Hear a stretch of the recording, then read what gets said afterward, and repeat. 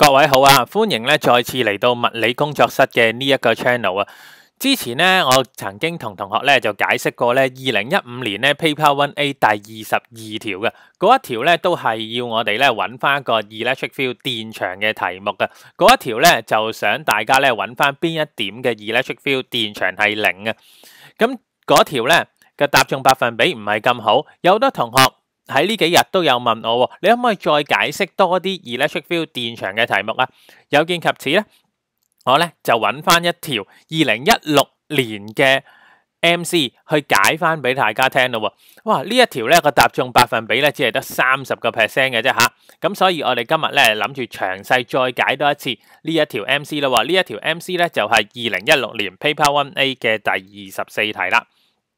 咁我哋望一望呢條題目講咩先？呢一條題目咧，首先話啦，有兩個電荷，分別為正 4Q 啦，同正 Q， 佢哋彼此之間咧相距係15cm。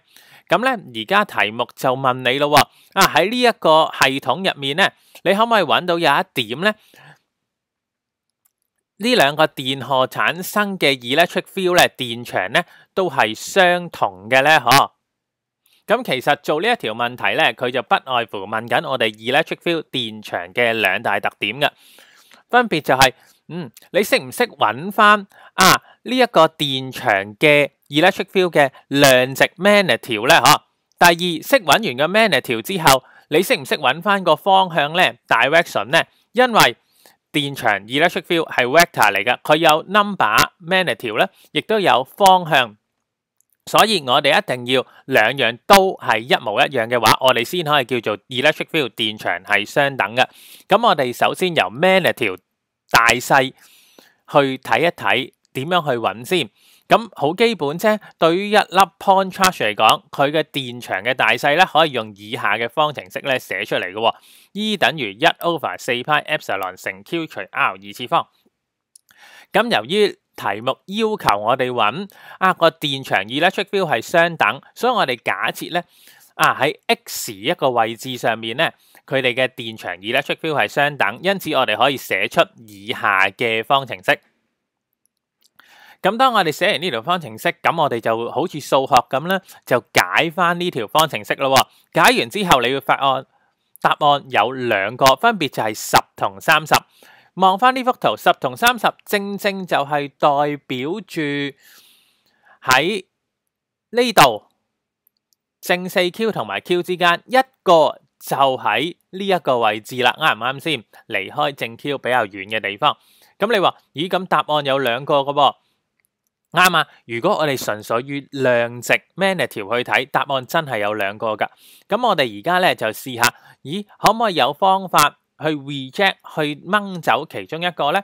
咁原來正正就係頭先我講嘅考電場 electric field 嘅第二個特點咯，就係睇嗰個方向啦。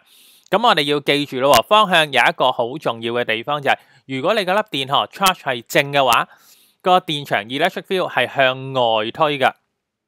如果你覺得 charge 係負嘅話，咁你個電場 electric field 就向入指嘅。咁你如果用咗呢一個 properties 嘅話，我哋而家可以就畫圖咯。嗱，咁同學咧亦都會見到我有紅點同綠點，分別就係等於咧我頭先計出嚟嘅10啦，綠色係代表住30啦。咁我哋而家畫翻個箭嘴，代表住 electric field 電場嘅方向咯。你見到有兩排箭嘴，咁其實代表啲咩咧？上面嗰排箭嘴係代表正 4Q 呢粒電荷呢粒 charge 所釋放嘅 electric field 電場。由於佢係正嘅，所以向外推，因此你會見到嗰兩個箭嘴都會向我哋嘅右手邊指嘅，所以你會見到我上面畫嗰兩個箭嘴都向右手邊，因為佢係對應於正 4Q 呢粒 charge 嘅 electric field， 對於正 4Q 呢粒電荷嘅電場嚟噶。咁對於正 Q 呢粒又會點啊？佢係正嘅，所以個 electric field 電場都會向外推。但係紅色同綠色點嘅 electric field 咧，喺呢個情況就係相反噶啦，因為佢向外推，所以對於紅色嗰一點，佢嘅 electric field 電場就會指向左啦。對於綠色呢一點，佢嘅電場 electric field 就指向右啦。咁你話，咦？咁係咪見到答案啊？冇錯啦，個答案而家我哋就可以睇到啦。因為佢要求我哋咧要計電場 electric field 係相等嘅，相等嘅意思即係話大小一樣，即係紅色或者綠色點啦，而且方向都要係一樣嘅噃。咁我哋喺呢幅圖度，我哋睇到紅色呢點個 electric field 電場係相反，但係綠色呢點個 electric field 電場嘅方向咧就係一樣。咁因此呢條題目嘅答案應該就係我哋綠色點，所以我哋要揀嘅答案應該係離開正 4Q， 即係 O 點30 cm 嘅地方。